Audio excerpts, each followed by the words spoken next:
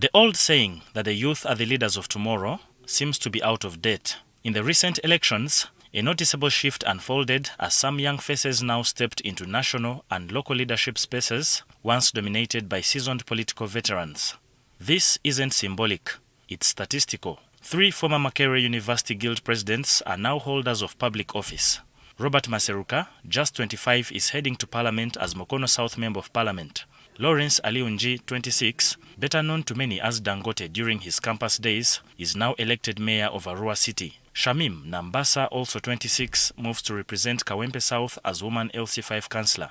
Charity Lenia, 24, once Guild President at Makerere University Business School, now carries the mandate of Vura constituency as its Member of Parliament. Judith Narukwago, another former student leader, takes on Machindye as Woman LC5 Councillor. But after the victory dances fade, a tougher question sits quietly at the table.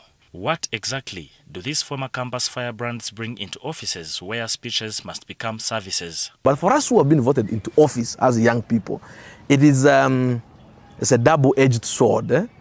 To whom much is given, much is expected. So we have decided to abandon the norm, to trust you as a young person in spite of your young age. Now you carry the burden to deliver and meet the benefit of doubt you had received from the voters themselves. Sometimes the government may change, and it changes by only individuals. We want the government to change not only individuals, but the actions that they have towards their different people.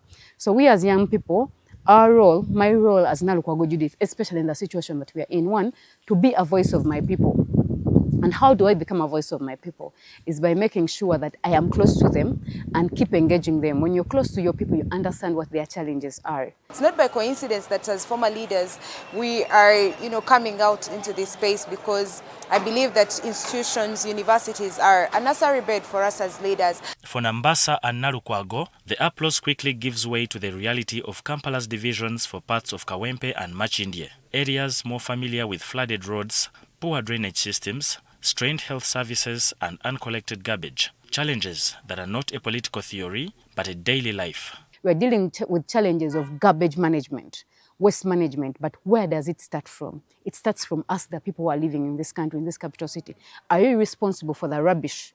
For example, you buy a bottle of soda. After taking it, you just throw a bottle out of the car. So we have to teach people to be responsible citizens.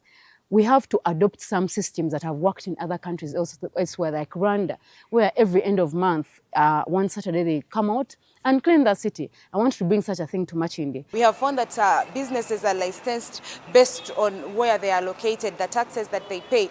But for most of them, it's not even about that. So I want to see that we can table, suggestions where taxes and licensure will be based on the business. How successful is the business? How much income is in it? How much are they making, so that they can determine how much taxes they are actually going to pay. We are also looking at advocating for tax holidays for young people, for businesses that are starting out, at least a 3-year tax holiday, so that can enable people with their SMEs to be able to get on grounding before they can actually start to pay taxes. Both leaders come from the opposition side of politics, a position that energizes supporters but often complicates access to central government resources, which makes one thing clear: leadership now means more than protest. It means persuasion, it means negotiation, it means mastering the delicate art of lobbying in rooms where idealism meets bureaucracy. If the people that are collecting the highest amount of taxes are in Kampala, then why should we have such roads? Why should we be living in such situations where we don't even have hospitals? So those are things that are, the arguments that we have to put forward. So it is upon me as a leader to influence people. Okay, if we cannot get this from KCCA because of resource constraints, what can we do as a community to gather funds together